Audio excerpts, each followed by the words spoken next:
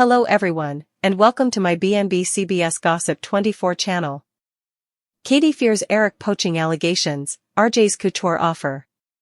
Katie Logan Spencer stressed Eric Forrester coddling allegations while RJ Forrester got a Couture design offer away. At Forrester Creations, a riddle man floated the halls as interns and workers buzzed over someone being back. The man was soon revealed to be RJ, who intruded Ridge Forrester and Brooke Logan Forrester's kiss with his appearance in the exchange. Brooke and Ridge were pleased over their son's surprise comeback. RJ talked about his peregrination and got a little embarrassed as Brooke quizzed him about all the lovely ladies he'd been spending time with in his prints. When Brooke pushed RJ to say he was sticking around permanently, he didn't go that far. Still, RJ didn't have any major passages planned, so Brooke was satisfied with that news. RJ was thrilled about Ridge divorcing Brooke and thanked his pater for saving her life. There was a flashback of Ridge taking heroic action back in Italy. Ridge also pushed RJ to do some couture design work with him, so RJ agreed to pound it over. The content of Eric's withdrawal came up as RJ looked forward to seeing his grandpa again soon. At the Logan office, Katie was over the moon about Eric offering to be her lead developer. That said, Katie had some enterprises about the response to Eric joining her fashion adventure. Katie was uneasy about bending Eric and Ridge against each other, but Eric claimed he wanted the gig. Although Katie bothered Ridge and Brooke would suppose she was coddling Eric, he refocused out that he was no longer a Forrester hand. Eric stood by his decision to help Katie launch Logan and looked forward to their designs hitting the runway. Katie ate Eric to her fashion house before he gushed about being out of withdrawal. Eric conceded that Ridge might need some time to get past his decision. Katie knew Ridge and Brooke would have a lot to say about Eric joining her platoon, but they moved forward with their grand plans anyway. Although Eric didn't want to commit to anything beyond this first collection, Katie suggested about perhaps changing his mind once it was a success. Both Katie and Eric were brimming with excitement over their new arrangement, Eric's portentous "You're dead" clue, Katie's fate decided by Logan's launch. Eric Forrester may have just delivered an portentous "You're dead" indication. Will Katie Logan Spencer's fate be decided by Logan's launch? Katie has faced her fair share of medical extremities over the times, so suckers are always concerned about her health. That's especially true when it comes to Katie's heart and the stressful situations she tends to land in. During all the Luna Nozawa fermentation, there were some hints in the dialogue to suggest that Katie might be gearing up for another heart extremity. Still, BNB eventually dropped that angle and suddenly ended the Luna story. It sounded like the show was eager to pivot to this fashion contest, but they could potentially keep the Katie health drama. Maybe it could just come about in a different way now that Katie's feeling so overwhelmed about Logan's onset. Eric talked about how critical it was to make a big splash right out of the gate. Eric claimed Katie's first collection had to be so awful that it couldn't be denied by anybody. However, "You're dead," Eric advised Katie and rattled her in the process, if you do'n't have a big opening. Although Eric was obviously talking about Katie's fashion house with that comment, it's intriguing that he stated it that way. Were the pens intimating that Katie could face a fatal or nearly fatal health extremity if her launch crashes and backs? Perhaps Katie's medical straits could come into play after all and leave her heart under some serious strain. Between the stress of preparing for Logan's launch and the crushing blow of defeat if it fails, Katie's heart just might give out on her. That doesn't inescapably mean Katie will get killed off, but Eric's hint is at least beget for alarm. Katie could end up rehabilitated in a fight for her life if this fashion adventure goes wrong, so stay tuned for updates on any huge news ahead. RJ's Couture offer weaves together heritage, ambition, family pressure, and portentous boating in a way that feels quintessentially the bold and the beautiful, using resemblance stories to heighten emotional stakes while setting the stage for a high-impact fashion contest and a potentially ruinous particular consequence for Katie Logan Spencer, and at its core, the narrative thrives on contrasts: immature query versus seasoned confidence, romantic stability versus professional bouleversement, and creative revitalization versus physical vulnerability, all unfolding within the familiar yet ever-charged world of Forrester Creations and the recently launched Logan Fashion House. The opening moments in continentally established conspiracy as a riddle man roams the halls of Forrester Creations, egging whispers among interns and workers and eliciting a sense of history returning to hang or inspire the present, and when that man is revealed to be R.J. Forrester, the moment lands not just as a surprise entrance but as an emblematic reintroduction of the coming generation into a family business constantly shaped by heritage and anticipation, with R.J. interposing Ridge Forrester and Brooke Logan Forrester's kiss in the exchange, a classic cleaner initiative that contemporaneously injects humor, warmth, and generational durability, buttressing the idea that particular and professional lives are no way truly separate in this macrocosm. Brooke and Ridge's delight at RJ's return underscores the deep emotional bonds within the family, yet Brooke's immediate curiosity about RJ's peregrination and the women featured in his prints subtly reminds observers that RJ, like numerous Forresters before him, exists at the crossroad of love, freedom, and responsibility, and his embarrassment at Brooke's teasing highlights his moping youngness indeed as the grown-ups around him begin to imagine him stepping into more serious places. When Brooke presses RJ about whether he plans to stay permanently, his disinclination to commit becomes satisfying, reflecting both a fear of being consumed by the family conglomerate and an inquiry about his own identity, and while he reassures her that he has no major passages planned, the fact that he stops short of promising permanence leaves a quiet pressure hanging in the air, suggesting that RJ's future is still veritably important in flux and ripe for external influence, especially when Ridge latterly nudges him toward couture design work, an assignation that carries enormous emblematic weight given Ridge's own complicated history with Eric and the Forrester heritage. RJ's genuine enthusiasm over Ridge divorcing Brooke and his gratefulness for Ridge saving Brooke's life, pointed by the Italy flashback of Ridge's heroic conduct, base the plot in emotional sincerity and remind observers that behind the fashion battles and power struggles lie real stakes of love and survival. Yet indeed in these tender moments, the script subtly pivots back to business and heritage as Ridge encourages RJ to unite on couture, effectively offering him a path into the family's creative lineage while also situating him, maybe intentionally, as a negation to Eric's decision to work with Katie, the citation of Eric's withdrawal, and RJ's expectation of seeing his forefather again, serves as a narrative ground to the resemblant plot unfolding at the Logan office, where Katie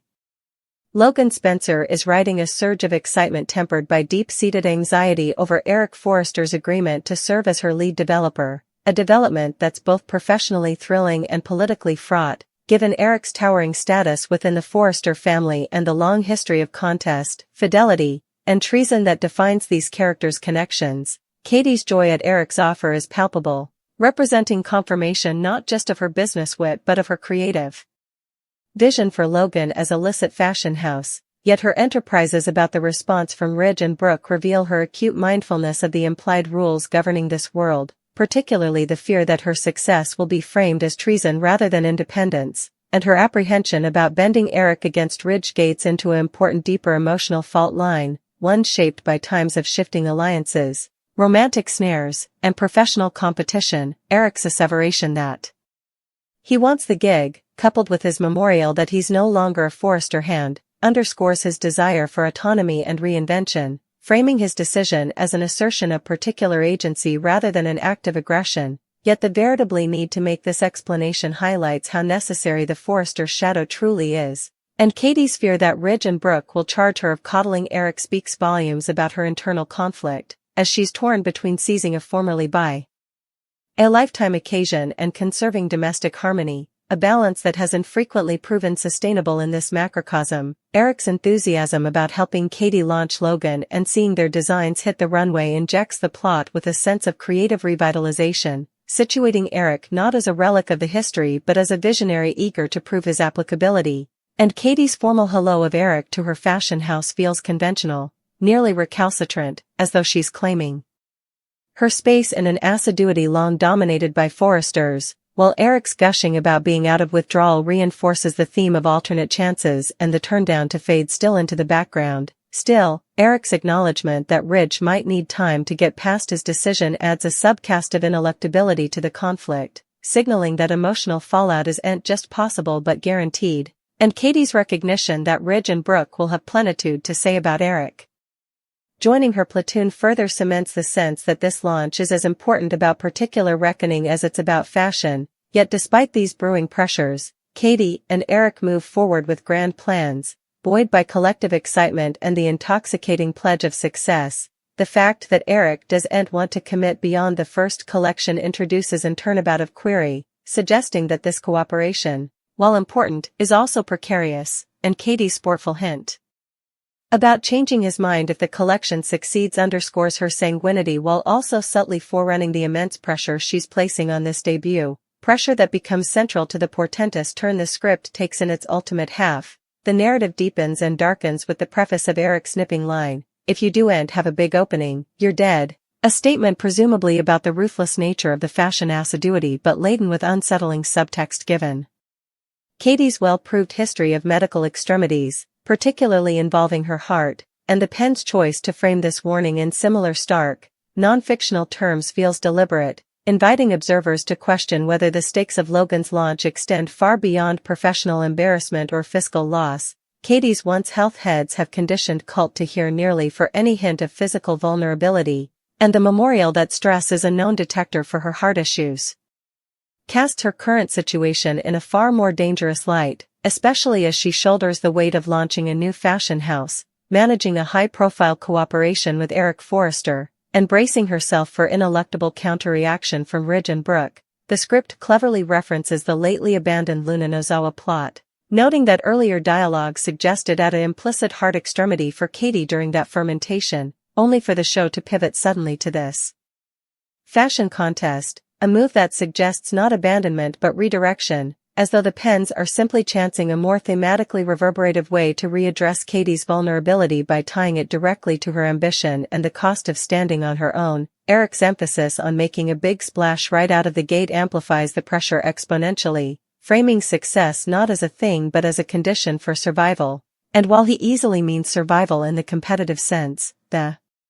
phrasing blurs the line between conceit and reality in a way that feels purposeful, especially given how visibly rattled Katie becomes by his words. This moment encapsulates the duality of Eric's part in Katie's life at this juncture, both tutor and unintentional precursor of doom, as his passion and intensity, rates that have long driven Forrester creations to greatness, now hang to overwhelm someone whose body has historically paid the price for emotional and physical stress. The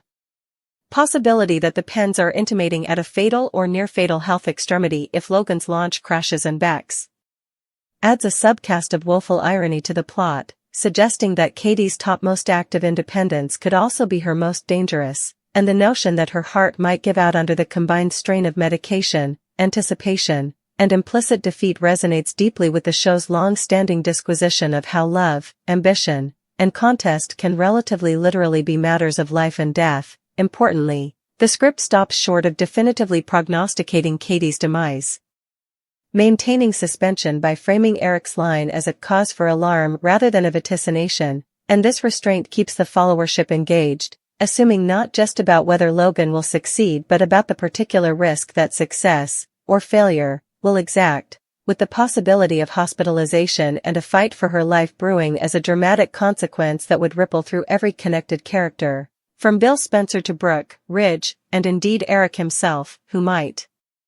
be forced to defy the unintended cost of his grim drive for perfection. When viewed as a whole, the script consummately intertwines RJ's conditional way toward a couture future with Katie's bold vault into independence, using Forrester as the connective towel between history and future, tradition and reinvention, and in doing so, it sets up a multi-layered conflict that operates contemporaneously on emotional, professional, and physical airplanes, reminding observers why the bold and the beautiful remains compelling after decades on the air, as it continues to mine drama from the corners of family, ambition, and vulnerability, leaving cult to wonder not just who'll win the coming fashion battle, but who'll survive it.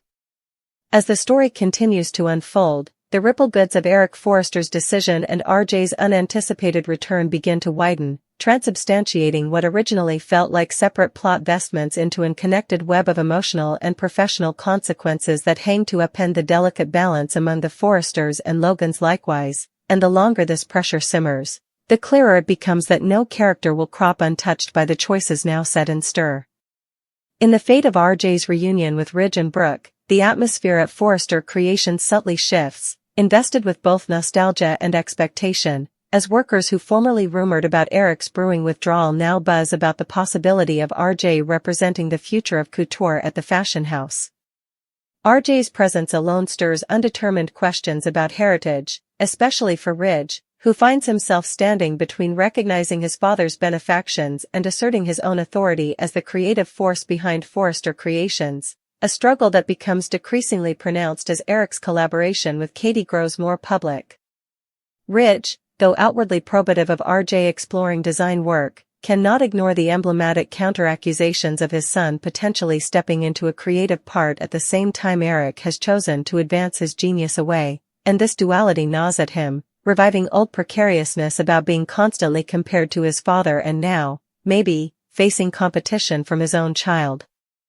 Brooke, ever perceptive, senses this turnabout nearly incontinently, and while she originally focuses on drinking RJ home and celebrating the stability of her remarriage to Ridge, she cannot completely silence the troubling concern that Eric's alliance with Katie will fracture the fragile peace they've lately achieved. Brooke's fidelity to her family is unwavering, yet her history with Forrester Creations and her deep emotional investment in Ridge's success place her in an insolvable position, one where any attempt to support Katie's adventure pitfalls being perceived as a treason of Ridge, and any defense of Ridge could feel like a rejection of Katie's long-fought independence. This internal conflict glasses the broader theme of the plot, where love and ambition constantly collide, forcing characters to choose sides indeed when no choice feels innocently clean. Meanwhile, RJ's own plot begins to take on lesser complexity as he contemplates Ridge's suggestion to unite on couture designs, a prospect that excites him creatively but also awakens his mindfulness of the political geography he'd be stepping into. RJ has always enthralled a kindly, defended space within the family, shielded from the fiercest battles by his youth and his time down, yet his return coincides with a vital moment in Forrester history, one where alliances are being redrawn and commitment tested. The further RJ learns about Eric's part at Logan, the more he realizes that any decision he makes will inescapably be interpreted as a statement of constancy, whether he intends it or not, and this consummation weighs heavily on him as he grapples with his desire to remain free from the family's endless battles. At the Logan office, the instigation behind the launch continues to make, but so does the pressure, as Katie finds herself juggling creative meetings, fiscal planning, and public relations enterprises, all while trying to project confidence in the face of mounting scrutiny. Eric's presence elevates Logan's credibility nearly overnight, yet it also places Katie exactly in the limelight, inviting comparisons she knows will be both flattering and ruthless. Fashion interposers brood about whether Logan can truly contend with Forrester Creations, questioning whether Eric's involvement represents a genuine new chapter or a temporary rebellion driven by undetermined pressures with Ridge. Katie, apprehensive of these rumors, channels her anxiety into scrupulous medication, determined to prove that Logan isn't simply a response to Forrester dominance but a completely realized vision in its own right. Eric, for his part, thrives under this renewed sense of purpose, throwing himself into design work with a vigor that surprises indeed him, and his passion becomes both an asset and a liability, as his exacting norms push the platoon to exceed while contemporaneously raising the stress that permeates the office. He speaks frequently about heritage, about the significance of leaving a mark that endures, and though his words inspire, they also reveal a subtle turnabout of urgency, as if he senses that time is no longer an abstract conception but a finite resource. This urgency resonates deeply with Katie, who admires Eric's fidelity but cannot completely escape the physical risk it takes on her, especially as insomniac nights and mounting liabilities begin to manifest in moments of fatigue she tries to dismiss. As the launch date draws closer, the ineluctable battle looms, and it arrives not with explosive drama but with a quiet, cutting intensity when Ridge eventually learns the full compass of Eric's involvement with Logan. Though Eric has been transparent about his decision, the reality of seeing his father's name associated with a contending fashion house strikes Ridge as a particular poke, reigniting old injuries about respect, recognition, and control. Ridge confronts Eric not just as a business rival but as a son who has spent his life seeking to step out of his father's shadow, and the emotional weight of that battle reverberates far beyond the immediate argument. Eric defends his choice with calm conviction, averring that his desire to work with Katie stems from creative freedom rather than malignancy, yet his turn down to seek Ridge's blessing only deepens the rift, buttressing the painful verity that their relationship, for all its love, has always been defined by competition. Brooke, caught between them, attempts to intervene, but her sweats are complicated by her own complicated history with both men, and her pleas for understanding fall on cognizance too settled in pride and hurt to truly hear. The pressure spills over into Forrester Creations, where workers smell the shift in leadership dynamics, and whispers of a brewing fashion war grow louder, fueling enterprise about whose designs will eventually capture the assiduity's attention. In this charged terrain, RJ finds himself decreasingly uncomfortable, apprehensive that his implicit involvement in Couture could be interpreted as either a countersign of Ridge's authority or a wordless rejection of Eric's new path, and his vacillation begins to frustrate Ridge, who sees vacillation as a missed occasion rather than a thoughtful pause. Back at Logan, the stakes escalate further when early feedback from buyers proves promising yet conservative, buttressing Eric's asseveration that the launch must be nothing short of spectacular to secure long-term success. Katie, buoyed by moments of confirmation, nevertheless feels the weight of anticipation pressing against her casket, a sensation she skirmishes off as jitters but that lingers long after the meeting's end. Her history with heart complications hovers like an implied specter, conceded by observers if not yet by the characters around her, and the discrepancy between her outside countenance and her internal strain becomes decreasingly stark as she pushes herself to meet every demand. The narrative pressure tightens when a small reversal, a delayed fabric payload, a last nanosecond design modification, or a scheduling conflict, triggers an outsized emotional response from Katie, revealing how near she's to the edge, and Eric, though probative, inadvertently exacerbates the situation with his grim focus on perfection. His before advising about the necessity of a big opening echoes in her mind, no longer sounding like a conceit but a verdict, and this cerebral pressure amplifies her physical symptoms, creating a dangerous feedback circle where stress begets strain, and strain begets further stress. As the launch approaches,